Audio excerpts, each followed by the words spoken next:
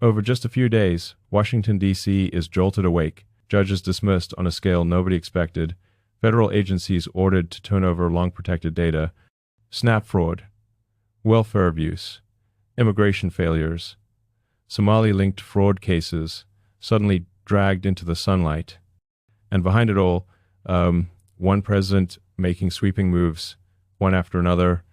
To critics, these actions are reckless, even authoritarian. To supporters, they're long overdue corrections to a system that has quietly failed for decades. But here's the twist: almost nobody saw coming. These moves are not random. They're coordinated, they're strategic, and they're all aimed at the most powerful levers inside the federal government: the courts, the agencies, the data systems, and even Congress's own oversight powers. In this video, I'm going to walk you through what Donald Trump has done, how these decisions fit together, and why many political insiders say this may be his most aggressive power play yet. By the end, you'll see why this moment is about more than judges, more than welfare fraud, more than partisan drama. This is about restructuring parts of the system itself, and the consequences could shape America for decades. Before we dive into firings, lawsuits, and legal battles, we need to understand one thing. None of this came out of nowhere. For years, millions of Americans have watched our immigration and welfare systems slowly break down. Immigration courts became paralyzed, cases piled up like unread mail. Welfare programs ballooned with growing concerns about abuse and fraud. And our borders, at least in the eyes of many Americans, stopped looking like real boundaries and began to look more like suggestions.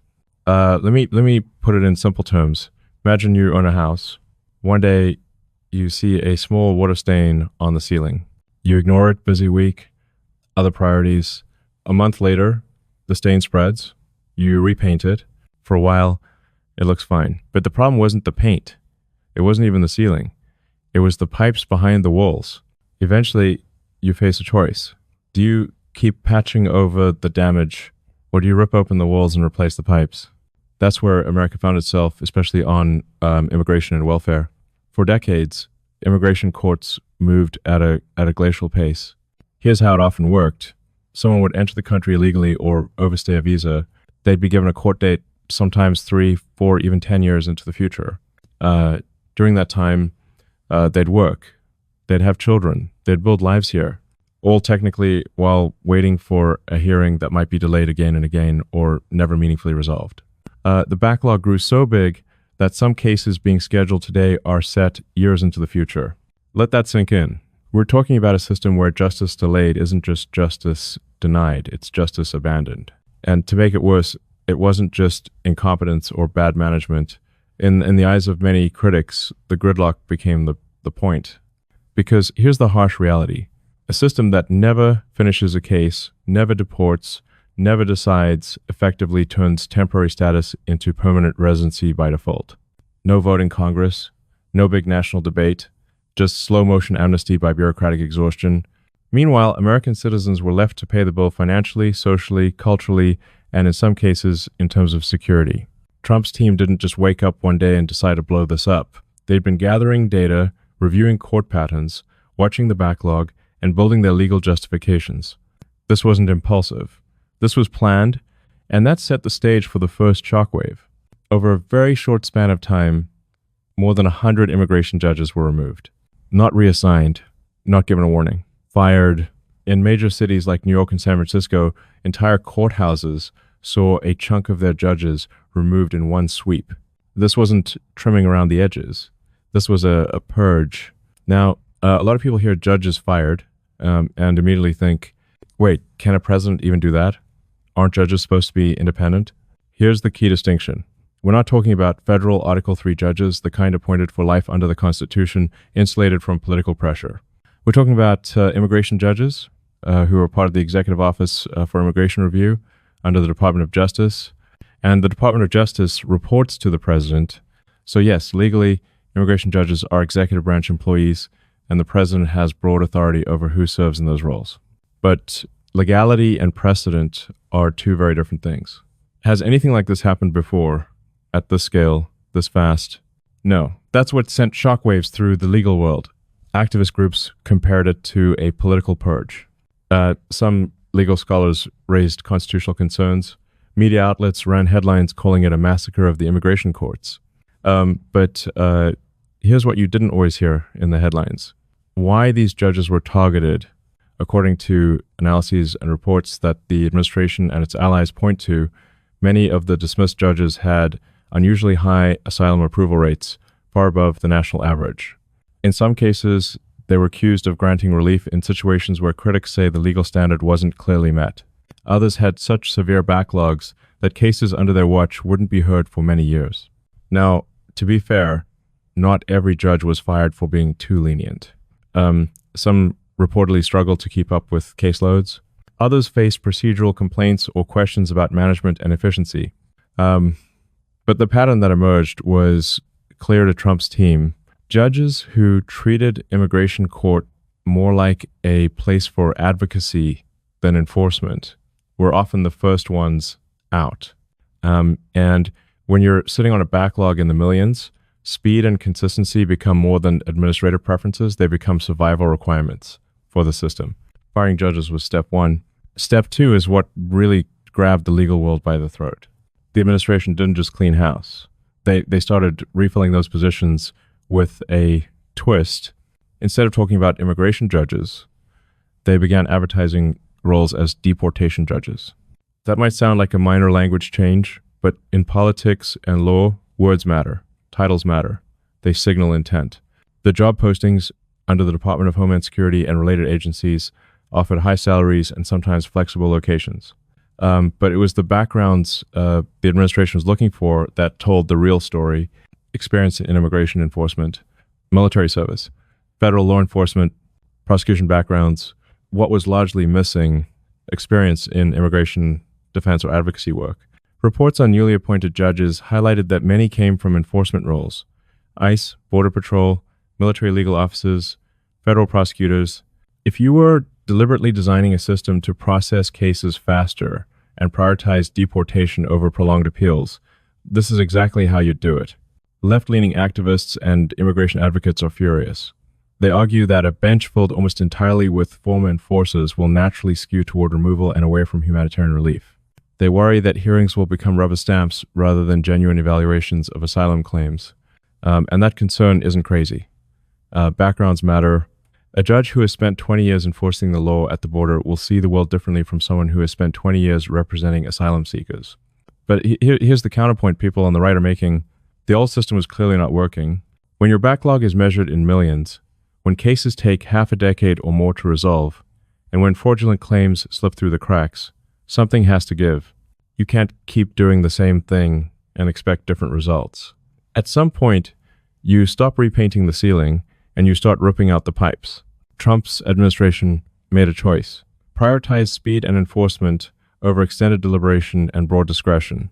Whether you think that's justice or overreach depends a lot on your philosophy of immigration and the role of the state. But either way, the system is being fundamentally reshaped, and it's happening fast. The leaks weren't just annoying anymore. They were structural. Now let's shift from the courts to the money. Because if judges are one pillar of power, welfare programs, especially at the federal level, are another. We're talking about SNAP, the Supplemental Nutrition Assistance Program, what most people still call food stamps. It's one of the largest welfare programs in the United States, serving tens of millions of people. And according to multiple investigations and audits over the years, it's also vulnerable to fraud and abuse. Here's what the Trump administration did.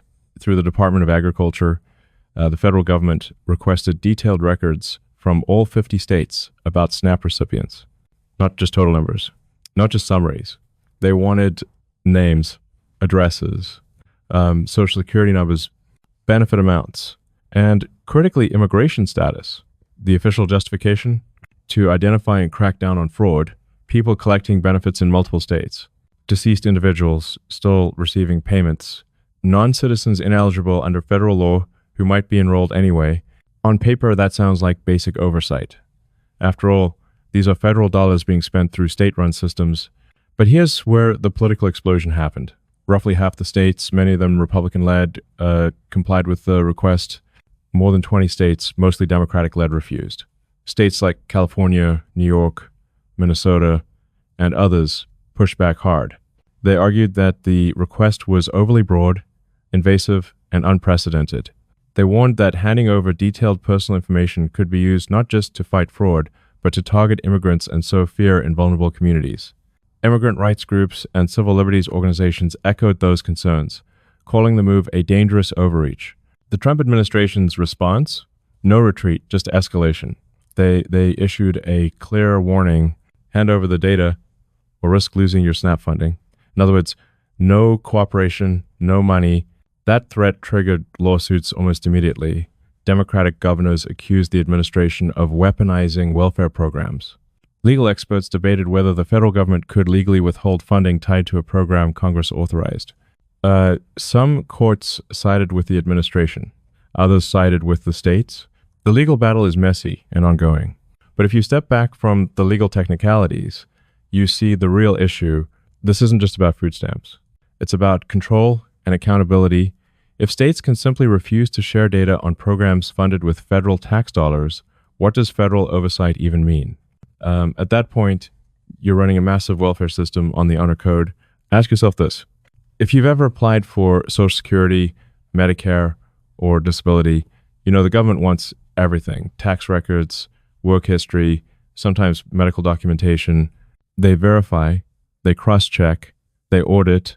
So why should SNAP or other welfare programs be exempt from that same level of scrutiny?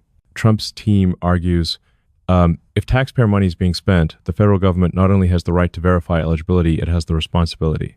Critics counter, if that verification process is used as a backdoor tool to intimidate immigrants, especially those who are here legally, it crosses a line. And that brings us to one of the most explosive examples the administration has pointed to. One of the flashpoints in this debate has been Minnesota, and specifically investigations involving organizations connected to the Somali community. Now, I want to be absolutely clear here. This is not about ethnicity. It's not about religion. It's about alleged fraud and whether officials did enough to stop it. Investigations and whistleblowers in Minnesota raised concerns about childcare fraud, daycares billing the government for children who weren't actually attending, SNAP fraud, benefits being exchanged for cash at discounted rates, housing assistance abuse, tax and identity fraud. Some estimates put the suspected losses in the hundreds of millions of dollars, with some reports and critics claiming the overall scale could reach around $1 billion in improper or fraudulent payments over many years. Again, those figures are often debated, and some officials dispute the highest estimates, but nobody seriously denies that there were serious problems. When this came to national attention, Trump seized on it. He publicly blasted Minnesota's leadership, accusing them of ignoring warnings and failing to act. He singled out figures like Representative Ilhan Omar, suggesting that political calculations and loyalties to certain voting blocs contributed to the lack of aggressive enforcement. His language was blunt and, unsurprisingly, highly controversial. Community leaders accused him of scapegoating immigrants and demonizing an entire community over the actions of specific bad actors. Some even compared document checks and enforcement sweeps to tactics used by authoritarian regimes, arguing that asking certain communities to constantly prove their legitimacy crosses a moral line. So what do we do with that? On one side, you have a real pattern of abuse confirmed by investigations, audits, and criminal cases. On the other hand, you have legitimate fears of over-policing and collective blame. The deeper question is this: should officials hesitate to investigate fraud because they're afraid of being called racist or xenophobic? If they do hesitate, who pays the price? It's not just the government. It's taxpayers. It's low-income families playing by the rules. It's the integrity of programs meant to help the vulnerable. When fraud isn't confronted, everyone, including honest members of the community being discussed, gets painted with the same brush. And that's the tragedy. An unwillingness to confront abuse can actually fuel more resentment, more division, and more suspicion toward exactly the communities you're trying to protect. Minnesota is one story, but it's not the only one. Zoom out, and things look even worse. Fraud investigators have found abuse in small business administration programs, especially during the pandemic, fake companies, inflated employee counts, and relief loans used for luxury items instead of payroll. Social Security benefits collected by people living abroad under questionable circumstances. Deceased individuals whose checks continue to be cashed. Disability claims pushed through on dubious or falsified medical documentation. Immigration fraud, multiple identities, false asylum claims, people disappearing into the interior before their court dates, collecting benefits in different states. The common thread: our federal and state data systems often don't talk to each other. Someone can apply for benefits in one state, move to another, and apply again with slightly different information, and the systems might never catch it. We've built a bureaucracy so large and so fragmented that in many ways it's almost designed to be gamed. Imagine running a bank where you never verify identities, you never cross-check loan applications, you never follow up on suspicious activity. How long would that bank survive? Not long. But that's how many critics describe the way we've allowed government programs to operate for years. And here's the politically uncomfortable part. Some politicians benefit from that dysfunction. The more people dependent on government assistance, even when some cases are improper, the more political power there is in defending the status quo. Reforms are framed as cruel. Tightening eligibility is called an attack on the poor. Cutting waste is condemned as starving children. Meanwhile, every fraudulent dollar displaces a legitimate one. Trump's moves demanding data, threatening funding cuts, pushing agencies to clean house are his way of saying enough. Whether you think he's doing it for the right reasons or in the right way is a separate debate. But the fact that the system is failing in key areas is hard to deny. While all of this has been unfolding, fired judges, data battles, fraud probes, Trump has also been floating something even bigger, a redefinition of executive power itself. He's openly argued that the Senate filibuster should go because it blocks needed reforms. Immigration judges should have less independence, and deportation decisions should be more streamlined. The executive branch needs more authority, not less, because Congress is broken and unable to act. Even some conservatives get nervous here. The filibuster, for all its flaws, forces at least some level of consensus. It makes it harder for a slim majority to ram through sweeping changes. If Republicans scrap it for short-term gains, what happens when Democrats hold unified power again? The same tool can be used to impose sweeping left-wing changes with no Republican input. Trump and his allies respond with a simple argument. Democratic leaders have already talked about eliminating the filibuster when it suits them.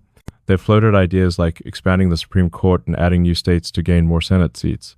So, why, they ask, should one side play by gentleman's rules if the other side has no intention of honoring? It's a powerful argument for people who feel like their side is always playing defense in the culture war. But it's also dangerous, because once you start dismantling guardrails, you don't get to pick who drives the car next. You might trust one president with expanded power, but do you trust the next one? Or the one after that? This is the tightrope we're walking. Act boldly enough to fix a broken system without ripping out so many checks and balances that you pave the way for real authoritarian abuse in the future. As if the domestic battles weren't enough, Trump also made waves on foreign policy. In a press setting, he confirmed that his administration was considering strikes inside Venezuela, not just intercepting drug shipments at sea, but hitting cartel-linked infrastructure and smuggling routes on Venezuelan soil. The justification? Under Article 2 of the Constitution, the president is commander-in-chief and can respond to imminent threats. The administration argues that the drug crisis, especially fentanyl and other deadly substances, constitutes an ongoing lethal threat to Americans. Therefore, targeting the supply chain is framed as a defensive action. Critics immediately raised the War Powers Act, which requires congressional authorization for sustained military engagements. They argue that bombing targets inside another country, especially a sovereign state, is functionally an act of war and cannot be justified as a mere defensive police action.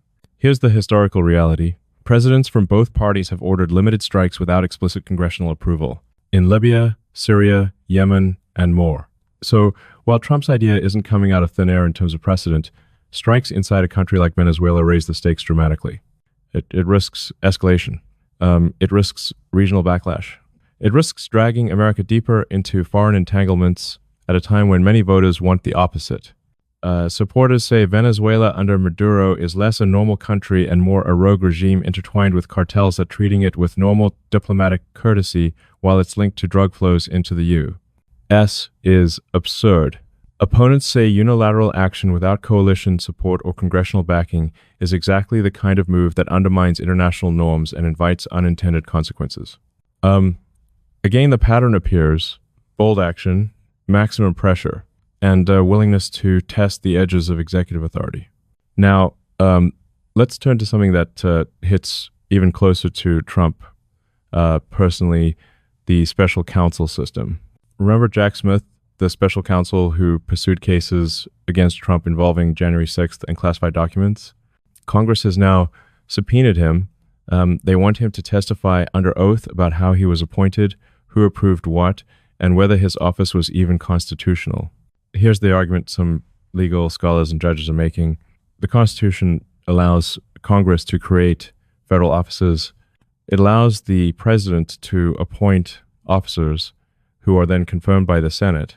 But special counsels are often appointed by the Attorney General, not directly by the president, and they bypass Senate confirmation. That raises the question, are they exercising massive federal power without going through the normal constitutional processes of appointment and accountability? A federal judge in one of Trump's cases actually ruled that Jack Smith's appointment was unconstitutional and dismissed a case on that basis. That ruling is controversial and being appealed, but it cracked open a door. And now Trump's allies in Congress are walking through it, questioning not just Jack Smith personally, but the entire model of special counsels investigating high-level officials. If they succeed in delegitimizing that structure, it won't just affect Trump. It would reshape how presidents and other national figures are investigated going forward.